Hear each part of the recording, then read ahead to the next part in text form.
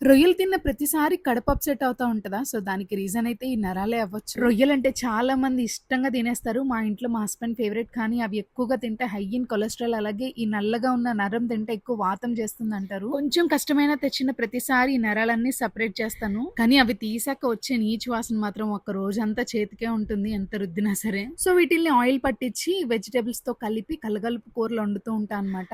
బీరకాయలో, దోసకాయలో ఇలా మనకు నచ్చిన వెజిటబుల్ తో కలిపి వండుకోవచ్చు. ఆయిల్‌లో వేయడం అంటే బాగా డీప్ ఫ్రై చేసి పెట్టాలేమో అని అనుకునేదాన్ని. సో, నాకు తెలియక ముందు చుక్క ఆయిల్ కూడా వేయక్కర్లేదు. డైరెక్ట్‌గా పాన్‌లో ప్రాన్స్ అన్ని వేసేసి దాంట్లో నుంచి వచ్చిన వాటర్‌ని బాగా ఆవిరికి ఉడికించేసుకోవాలి. ఉప్పు, పసుపు వేసి ఆ వాటర్ మొత్తం డ్రై అయిపోయే వరకు ఉంచుకోవాలి. ఇది ఫ్రీజర్‌లో పెట్టుకుంటే ఎన్ని రోజులైనా ఉంటాయి పాడవకుండా. డైరెక్ట్‌గా పచ్చిగా ఉన్న రొయ్యల్ని స్టోర్ చేసుకోవడం కంటే ఇలా స్టోర్ చేసుకుంటే ఎక్కువ రోజులు ఉంటది. టేస్ట్ కూడా బావుంటది. మేము నార్త్‌లో ఉన్నప్పుడు ఇంటికొచ్చిన ప్రతిసారి ఇలాగే చేసి తీసుకెళ్ళేవాళ్ళం. 2 డేస్, 3 డేస్ అయినా గానీ జర్నీలో అస్సలు పాడయ్యేవే కాదు. అదన్నమాట సంగతి. సబ్స్క్రైబ్.